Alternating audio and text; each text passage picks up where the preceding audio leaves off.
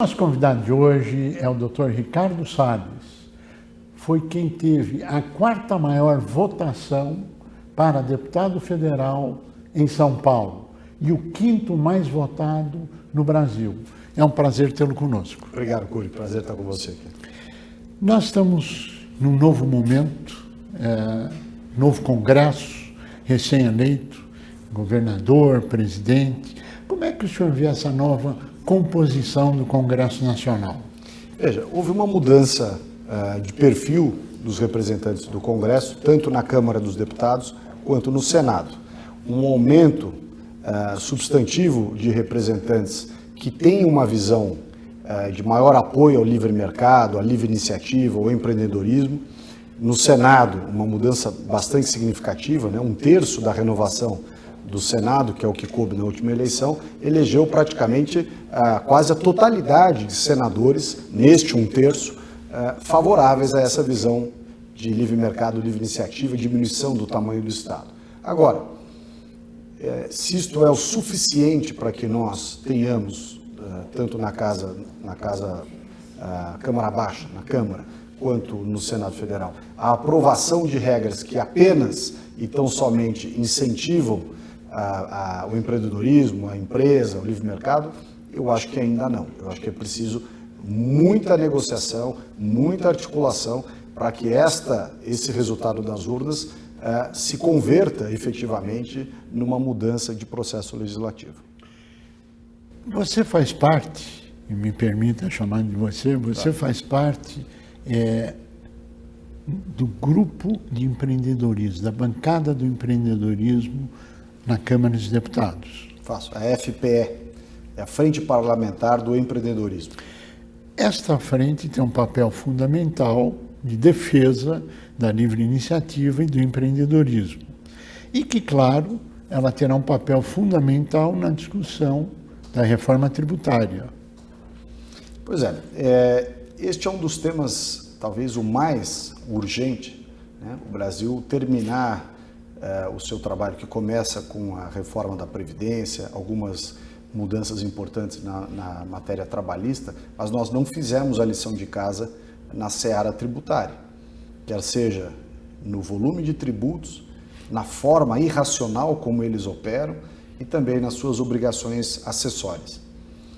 No almoço que nós tivemos na Frente Parlamentar do Empreendedorismo, da semana retrasada, esteve presente o vice-presidente da República e ministro da Indústria e Comércio, Geraldo Alckmin, e todos os deputados que compõem a FPE, independentemente dos partidos que fazem parte, defenderam ao vice-presidente da República a importância de haver uma simplificação no sistema tributário e defenderam também, dentre outros assuntos, a não eliminação, não retrocesso no que diz respeito à autonomia do Banco Central e outros temas, mas que mostram muito que mesmo alguns representantes de partidos considerados base do governo federal, portanto partido base da presidência do Lula, já entenderam que há modelos internacionalmente consagrados que precisam ser minimamente seguidos, né? O Brasil não vai ser uma jabuticaba na economia e achar que isso vai dar certo. Você já sabe mais ou menos que essa visão empreendedora, pró-livre mercado, diminuição do tamanho da máquina pública, eficiência administrativa, é a única fórmula que deu certo no mundo inteiro. E no Brasil não vai ser diferente.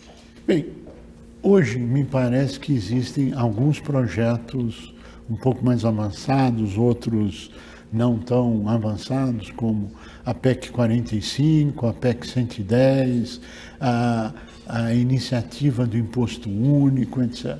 Na sua avaliação, isso será objeto de uma grande negociação ou não? Ou será uma confrontação de ventos mais fortes? Não acredito que haverá um confronto de propostas, pelo simples fato de que nenhuma proposta que não tenha um mínimo de consenso conseguirá ser aprovada no Congresso Nacional nas duas casas.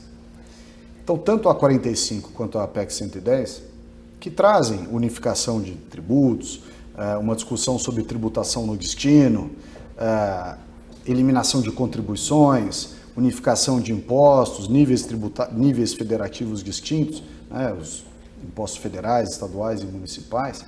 Enfim, todas essas propostas tiveram até agora um mérito importante de vencer etapas no processo legislativo. Relatórios já foram lidos, pareceres foram emitidos, mas tanto uma quanto outra, e também essa visão do imposto único, que é algo que os serviços defendem com mais veemência, todas elas deverão ser objeto de reanálise agora. Espero que não voltando o processo legislativo desde o começo, mas rediscutindo os pontos-chave. Por quê? Porque o Congresso que agora está é um Congresso diferente daquele que estava. E o governo que agora está no Executivo também é um governo diferente. E mais, o governo atual, o Poder Executivo, não tem uma posição única. Mesmo entre o governo federal, o Poder Executivo Federal, há divergências de opinião. E, portanto, é muito difícil você pegar qualquer uma dessas propostas que já não foi discutida com este Congresso, foi com a formação anterior, e não com este governo, com o governo anterior, e achar que isso vai ser aprovado a toque de caixa. Não vai. Existe uma intenção clara de uma tentativa de uma reforma tributária por parte do Executivo. A grande pergunta é: quem será o grande conciliador dentro do Congresso Nacional, se é que se pode citar o nome de uma liderança, etc., para conduzir esse processo de pacificação? Você acredita na pacificação, na negociação, ou também não? Não há outro caminho, né? Não há outro caminho. Eu entendo que a presidência da Câmara, o deputado Arthur Lira, presidente da Câmara dos Deputados, terá necessariamente um papel de destaque nessa conciliação de diversas opiniões e diversos pontos de vista que cada setor traz para os seus parlamentares. Veja, para além de uma discussão meramente partidária ou ideológica, nós temos um componente nessa equação que são as visões das máquinas públicas. Então, a visão das prefeituras, dos governos do Estado e dos seus respectivos secretários de Fazenda, o interesse do governo federal e no setor privado também, o que pretende o setor de serviços, micro e pequena empresa, comércio, indústria, o agro. Então, são visões, muitas vezes, eu não diria conflitantes, são visões diferentes, com prioridades diferentes. E, portanto, toda negociação que impõe fazer concessões, perder um pouco, eleger prioridades, ela precisa de um ponto de equilíbrio, alguém que faça este papel. Eu não estou vendo ninguém mais habilitado e com uma posição privilegiada para fazê-lo do que o próprio presidente da Câmara.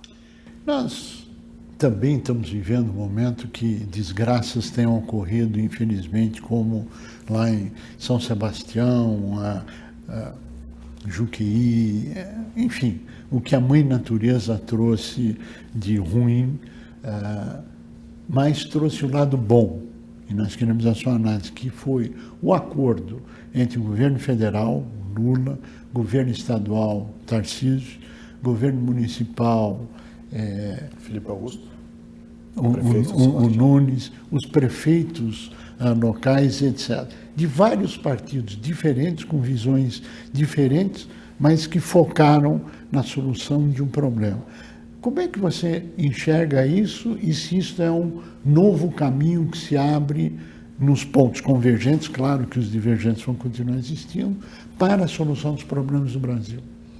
Veja, há questões que suplantam, como bem colocado aqui, interesses político-partidários, né? Principalmente uma situação como essa que nós enfrentamos no litoral norte de São Paulo, ela demanda respostas rápidas de todos os entes federativos. Portanto, é sim louvável reconhecer que neste caso de São Paulo, agora desse advento das chuvas fortes do litoral norte, houve uma confluência de esforços. Isso não quer dizer, evidentemente, que não haja, por parte desses representantes do Executivo, também uma espécie de intenção de, eu não vou dizer manipular, mas canalizar a opinião pública, né, para tentar criar, digamos assim, uma marca própria, dizer assim, veja como há uma certa institucionalidade. Ok, o importante de tudo isso é que a partir dessa desse alinhamento dos entes federativos, medidas concretas daqui para frente sejam tomadas. E por que eu digo isso? A habitação no litoral norte de São Paulo é um tema que já há 15 anos, no mínimo, vem sendo objeto de muita demagogia. Sim. Muita. Sim. Nós sabemos, eu fui secretário de Meio Ambiente do Estado de São Paulo, e quando fui secretário, fiz diversas operações de fiscalização contra moradias irregulares no litoral. E nós percebemos, né, naquele momento, que havia por trás daqueles movimentos de loteamento irregular, tanto de imóveis de baixa renda, população mais pobre, quanto de loteamentos de alta renda. Claro. Então, isso que eu vou dizer aqui, não está imune nem o pobre nem o rico. Isso acabou acontecendo de maneira geral. Candidatos a prefeito e a vereador permitem que uma série de medidas de utilização de áreas que não deveriam, seja porque não tem licença, porque é inadequado, é área de risco, fossem utilizadas sob o pretexto de que, se eles fossem eleitos, eles fariam a regularização e a anistia daquela área que foi usada. Ou seja, uma espécie de troca eleitoral, né? E no caso específico desse episódio do litoral norte de São Paulo, resultando num verdadeiro crime contra essas pessoas que foram induzidas por candidatos a vereadores a irem morar em áreas de ocupação sob a falsa ilusão de que em algum momento aquilo seria regularizado. Isso aconteceu muito no litoral norte. Sim. Né? E os governos estadual, municipal e federal tiveram sempre ao longo desses anos uma desavença muito grande, onde vai construir, onde não vai, onde desapropria, onde tem licença, onde tem programa de moradia federal com verba estadual e a prefeitura tem que dar o terreno. Quer dizer, esta é, infelizmente, uma realidade do nosso desentendimento, desencaixe institucional brasileiro. Então, eu espero que esse caso sirva, como foi de Petrópolis, Belo Horizonte, Bahia, enfim, sirva de uma lição para acabar com esse mimimi e enfrentar o problema como ele tem que ser. Torcemos muito para que isso seja o início dessa mudança, para que se tenha regularização, para que se dê condições dignas, tanto a alta renda como a baixa renda, alta renda, que todos possam viver harmonicamente, que é o desejo de todos nós. Bem, nós chegamos ao final do nosso tempo, eu pediria as suas considerações finais. Olha, primeiro, obrigado pelo convite, muito importante esse espaço para que a gente possa defender medidas econômicas no nosso país que já deram certo em outros países. O Brasil, se olhar para os países que souberam valorizar o setor privado, o dinamismo, a eficiência, o empreendedorismo, a livre iniciativa, tem tudo para dar certo. Se nós quisermos fazer aqui aquilo que países vizinhos dos nossos, principalmente aqui na América Latina, fizeram de errado, aqui vai dar errado também. Então, a fórmula é mais ou menos conhecida mundialmente, basta saber implementar aqui no nosso país. Nós queremos agradecer muito a sua participação, tenho certeza que você terá um ano de muito trabalho no Congresso Nacional e desejamos o bem do país como um todo, a democracia, o diálogo, etc. Agradecendo mais uma vez a sua participação. A você que esteve conosco, nosso mais profundo agradecimento, com a certeza que estaremos juntos na semana que vem. Até lá!